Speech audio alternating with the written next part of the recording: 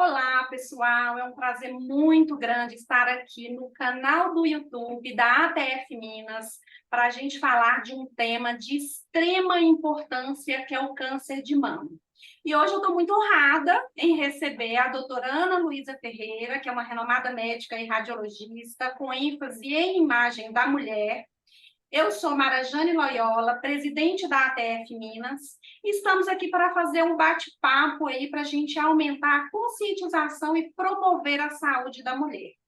Então, nós vamos ter aí um espaço de bate-papo, e aí eu vou passar a palavra para a doutora Ana Luísa, para ela se apresentar e começar a falar um pouco desse tema que é tão importante para a gente, inclusive considerando o Outubro Rosa, que é o que chama a atenção aí para a gente poder ter esse cuidado, esse autocuidado, lembrando que esse cuidado é o ano inteiro. Então, vamos lá, Sim. doutora, pode falar.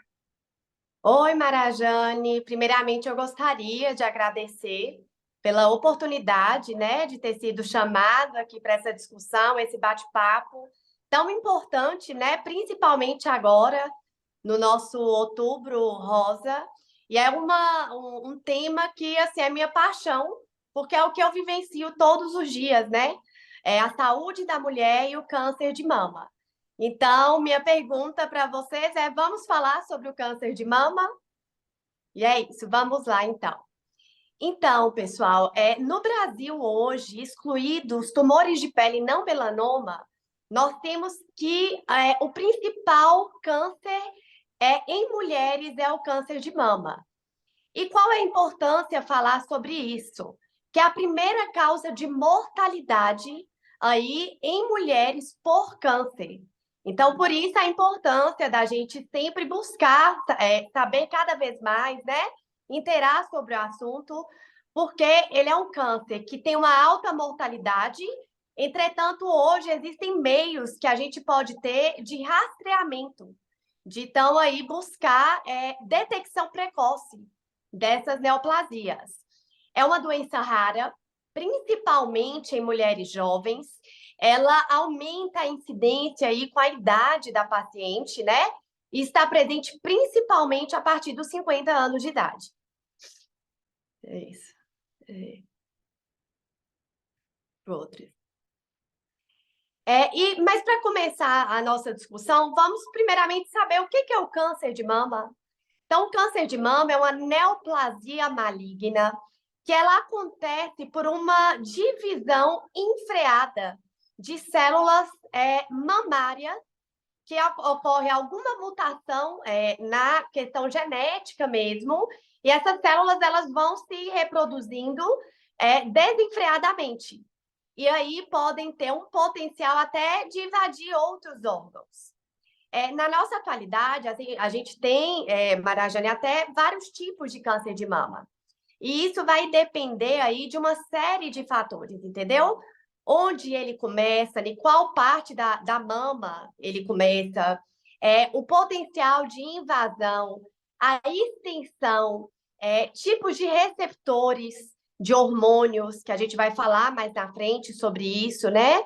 E até de proteínas, que eu vou falar mais à frente, mas uma muito importante para a neoplasia de mama é o HER2, que ela promove uma divisão celular. Então, por isso, a detecção precoce é extremamente importante.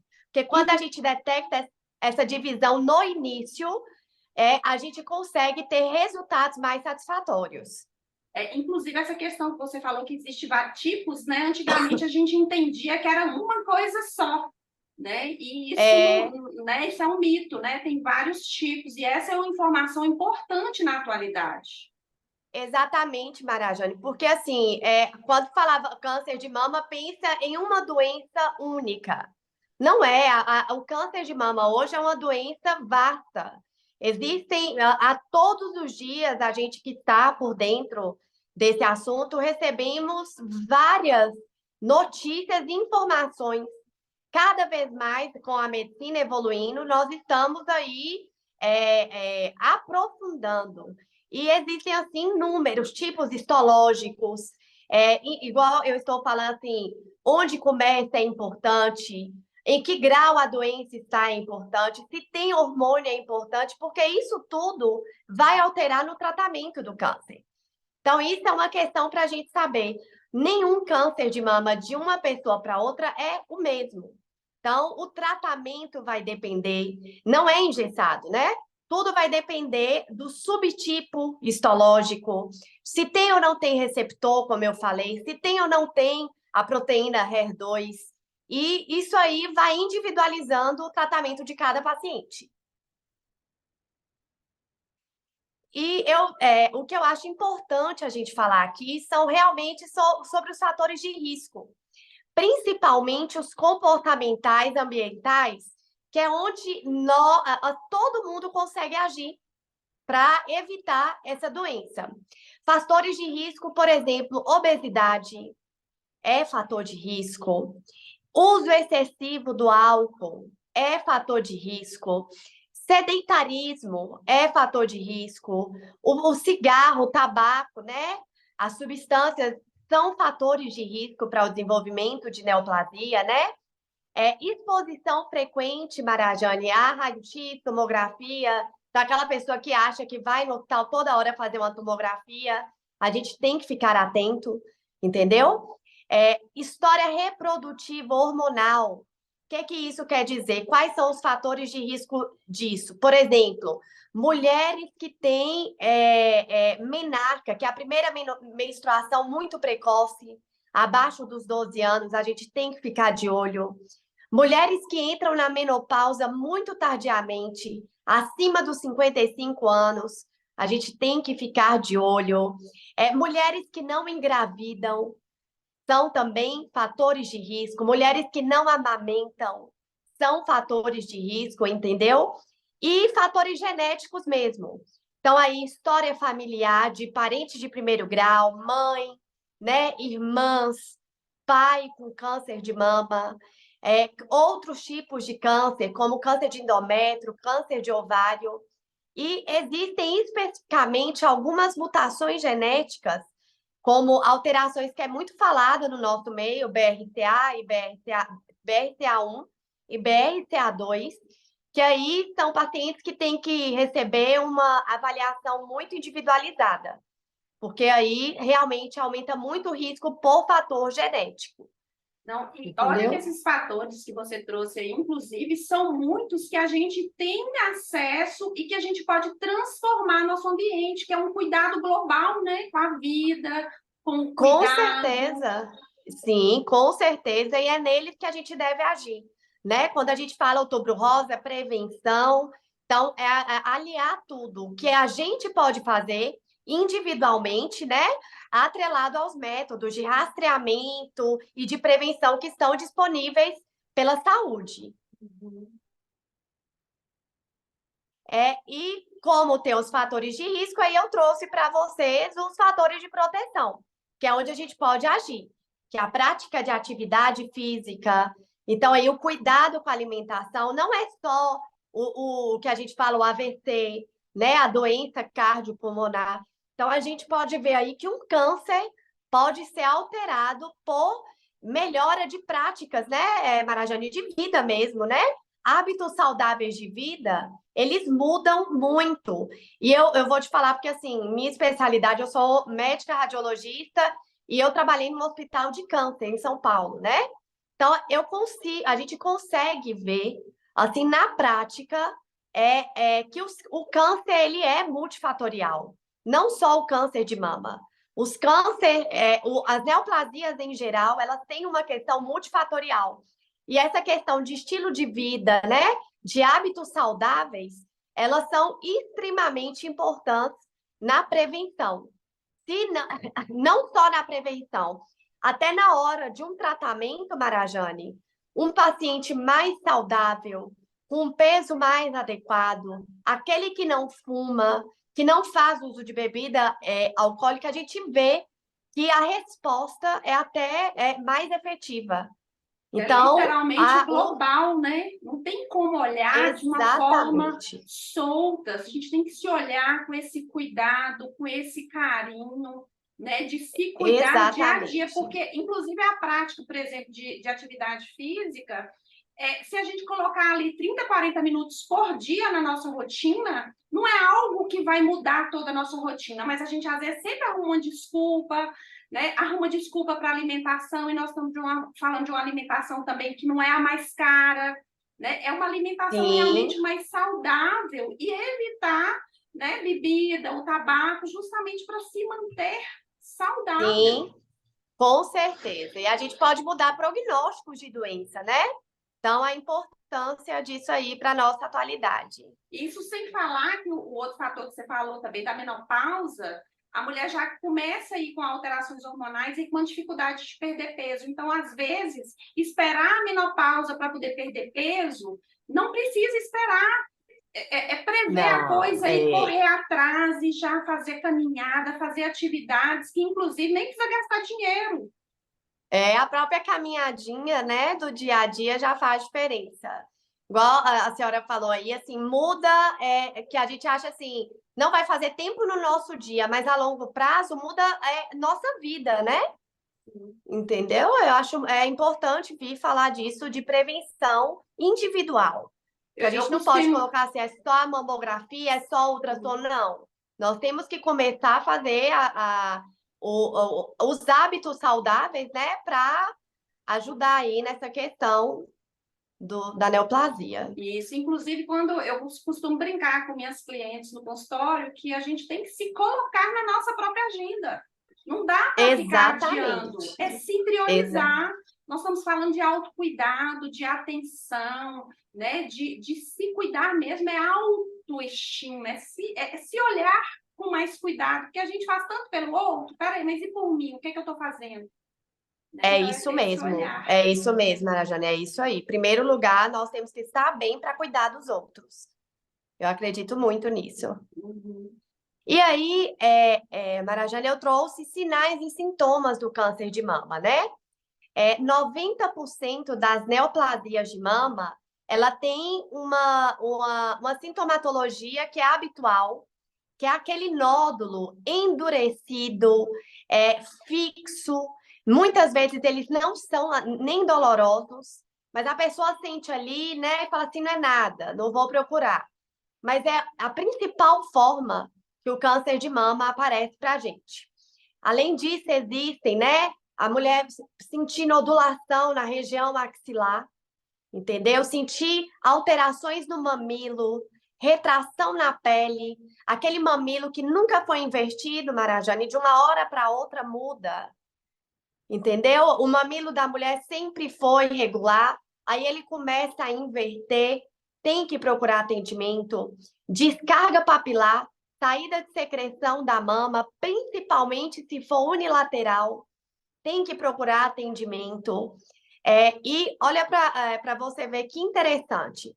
Um dos tipos de câncer de mama se chama doença de Paget. Ela é uma doença, Marajane, que até a gente chegar no diagnóstico é difícil, porque ela começa como uma lesãozinha de pele. As pessoas acham que é até uma alergia, uma dermatite de contato, entendeu? Então, sempre estar atento, né? Tudo que aparecer na mama de diferente, né? A gente tem que buscar atendimento, né? Mulheres Inclusive, são acima sinais. disso.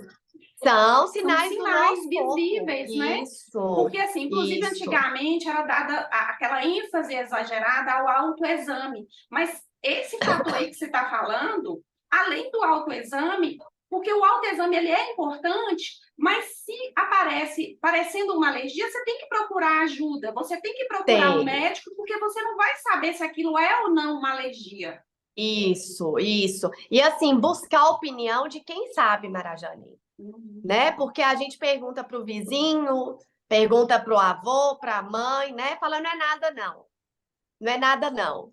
Igual, assim, como eu tô te falando, eu tive muito contato de meninas de 15, 16 anos com neoplasia de mama. Olha, muito E isso se novas, der, né? é porque chegam pra gente já, né, lá quando eu trabalhava em São Paulo, já é casos mais avançados. E assim, são casos assim, a mãe via que tinha um nódulo, mas fala, não é nada não, é criança. Não é nada, não, é adolescente. E nós temos que valorizar, sim, a queixa das pessoas. As pacientes chegam para mim para eu poder fazer o ultrassom e falam assim: ô doutora, não é nada demais. Eu falo assim: se você reparou, é sim. Porque se está te incomodando, se está te fazendo preocupar, é para mim preocupar também.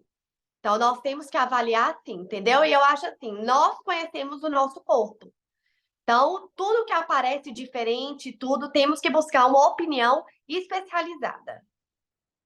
E às vezes algumas Né? situações até o parceiro, né? A pessoa que está ali em companhia vê, fala, mas a pessoa fica ali às vezes sem querer procurar ajuda, e essa ajuda realmente especializada, ela é necessária. É necessária, porque nós temos um olhar diferente, né, Marajane? A gente que tem contato diário com câncer de mama, eu, por exemplo, eu faço ultrassom, eu vejo um nódulo, eu sei, pelas características dele, eu consigo definir, entendeu? E eu trouxe esses slides aí, justamente sobre isso que a gente está falando, que eu falei dos sinais e sintomas. Mas como nós vamos perceber essa sintomatologia? O Ministério da Saúde ele liberou um artigo falando assim, os pingos nos is. E vê essa imagem que eu coloquei aí. Por quê? É isso que eu estou te falando. O autoexame é diferente do autoconhecimento. Eu falo isso com todas as minhas pacientes. Quem conhece o seu corpo é você, não é o médico. Não é o médico que vai fazer ultrassom. Quem sabe que surgiu uma alteração que está diferente é a mulher. Então, esse autoconhecimento, ele não precisa de rotina, ele pode ser feito sempre, entendeu? E a mulher tem que conhecer o corpo dela, né? Mulher e homem, porque câncer de mama, 1% das neoplasias de mama são do homem. Então, ela sempre está atento, né? A Inclusive, isso isso. é pouquíssimo falado, né? Porque fica achando que é Pouquíssimo, só a mulher. justamente. Então, chegam para a gente homens que, por falta de informação, na hora que chega, já está no quadro com metástase. Entendeu, Marajane? Então, é importante a gente saber isso. Que tem que conhecer o corpo, a mulher e o homem, né? Assim, e a partir disso, é importante falar também do autoexame. O autoexame, ele é muito válido também, né? A gente pede para ser feito após o período menstrual. Tem todo o procedimento, como é feito, né? Tem um treinamento específico, diferente do autoconhecimento, mas eu acho assim, tudo é válido, né? Na tentativa aí de prevenir das doenças. E eu trouxe no próximo slide isso, como é feito o autoexame. Então, a mulher ela tem que se olhar no espelho, né? Ficar na posição em pé e deitada, e com os dedos, 3 dedos do meio da mão, com a ponta dos dedos, fazer movimentos circulares no sentido horário. E sentindo mesmo, palpando. Existe muita controvérsia quanto ao autoexame, porque muitas mulheres, principalmente com mama densa, sentem nodulações, né? Muitas mulheres. Mas, assim, na minha concepção, é melhor ser feito do que não ser feito.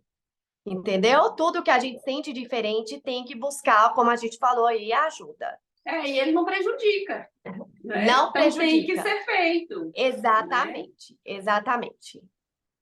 E são movimentos simples, né? De se olhar, de se Muito simples. tocar, né? E Isso. é como se a gente Que estivesse qualquer procurando pessoa. mesmo, né? Ali fazendo os movimentos com a ponta dos dedos, né? É bem simples. São os movimentos que os médicos fazem na hora que estão Uhum. procurando, né? Que nós médicos fazemos quando estamos procurando a neoplasia, né? Inclusive, a Buscando gente aí pode alguma aprender coisa. nesse momento, né? Quando a gente está lá no Pode, médico, prestar pode atenção ficar. para, a Isso, partir dali, todo mês fazer. fazer, ficar de olho para fazer. E aí eu trouxe aí, Marajane, a importância, né, da mamografia. Nós temos existem, né, os exames tanto de rastreamento quanto os exames do diagnóstico.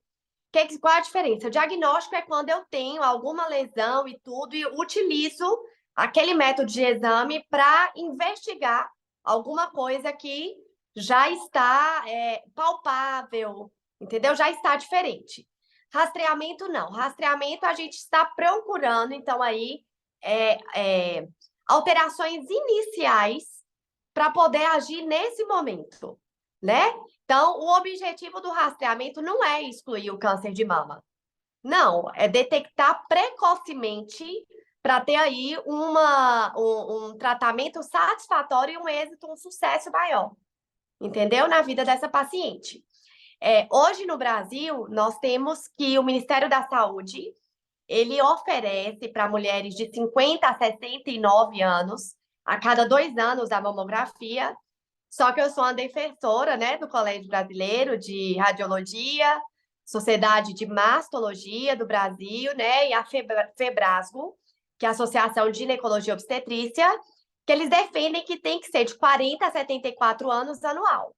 E eu concordo, Marajane, porque existem tumores que aparecem em intervalos de exame, entendeu? E eu tenho pegado muitas mulheres abaixo de 50 anos que são detectadas por mamografia.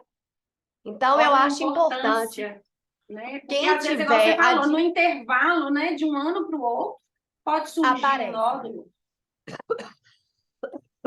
sim, aparecem sim. Então, a gente tem que ficar de olho nisso. E agora, só uma coisa que eu acho muito importante falar, Marajane, porque antigamente o diagnóstico do câncer de mama era um intimato de morte de uma mulher, dos cânceres em geral, né? E não existe isso.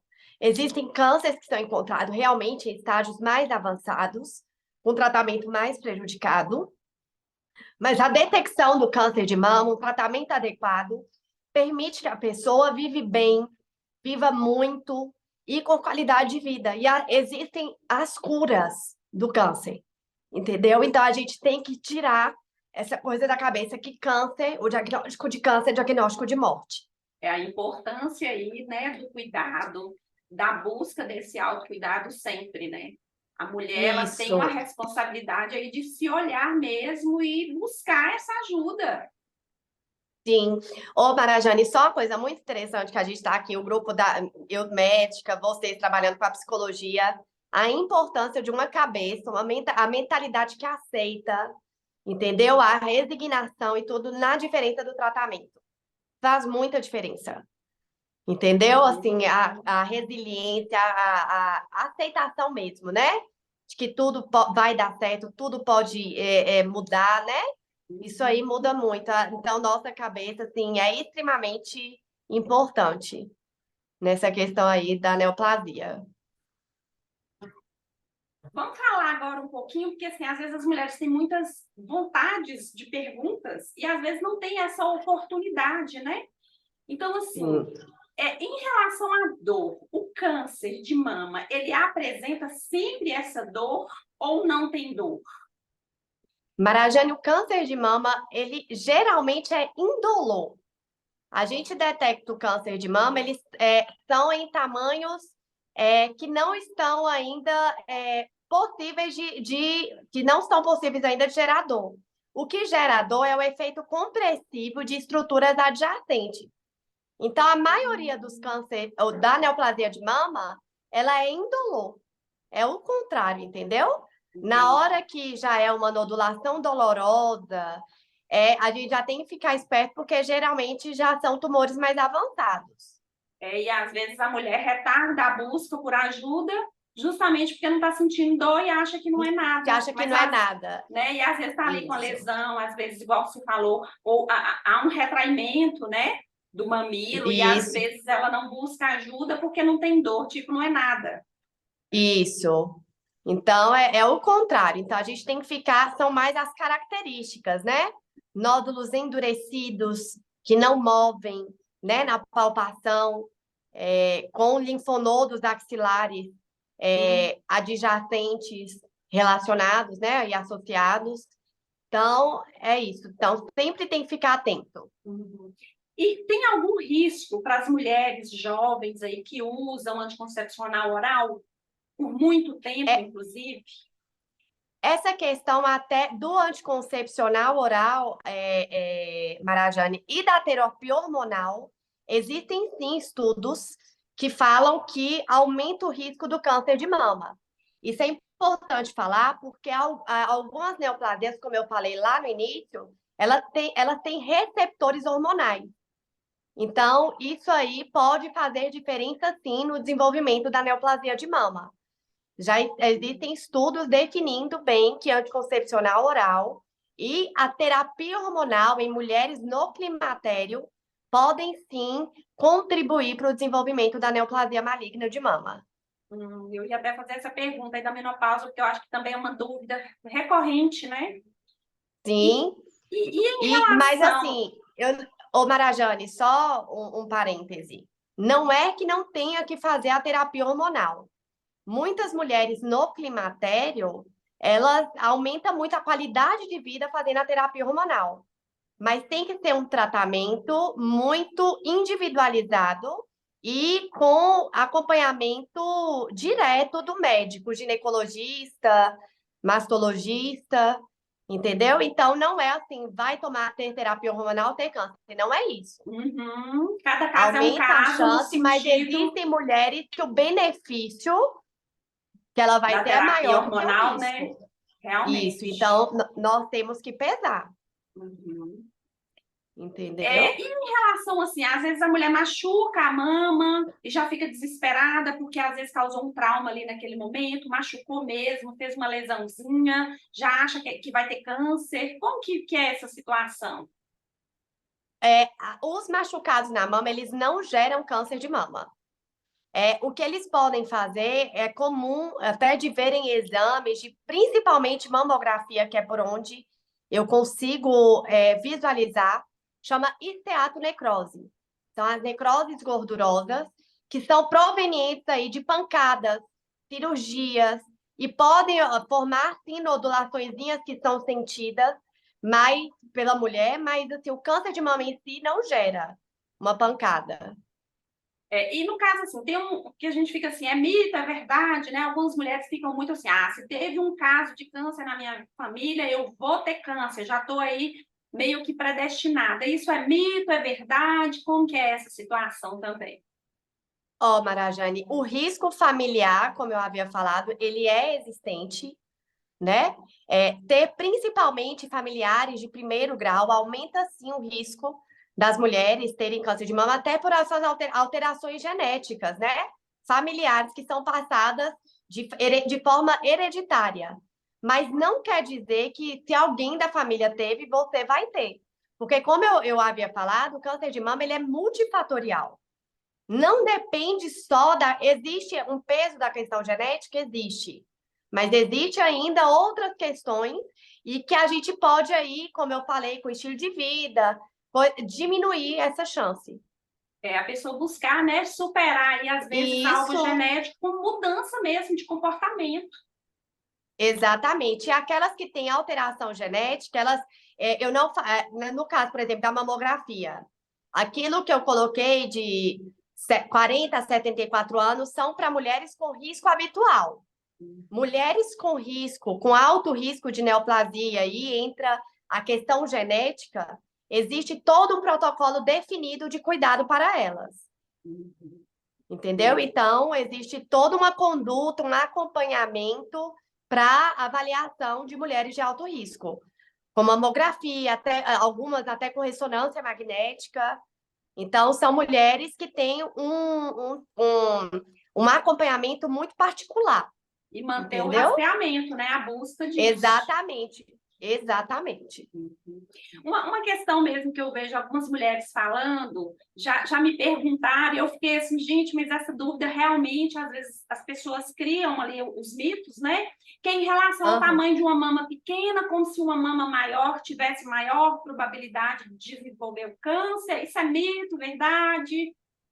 Marajane, isso é mito. O que uma mama mais densa, a única coisa que ela provoca é a dificuldade na avaliação do exame. Uma mama densa, ela pode prejudicar o exame, só que isso não aumenta o risco de câncer de mama dela. Entendeu? Tanto que é uma das questões que o Ministério da Saúde coloca que um dos motivos de não ser com 40 anos, de ser com 50, fala que mama é densa, Mas, assim, eu particularmente que laudo, mamografia e ultrassom, eu acho sim que dá para diagnosticar. Então, eu particularmente defendo começar com 40 anos. E E isso fala um da pouquinho mama dessa densa pode. mamografia, porque eu vejo Oi? assim que tem mulheres que têm medo da mamografia. Fala um pouquinho dela aí pra gente. É porque a mamografia ela é um exame que habitualmente é uma compressão da mama. O medo que dá é realmente da dor.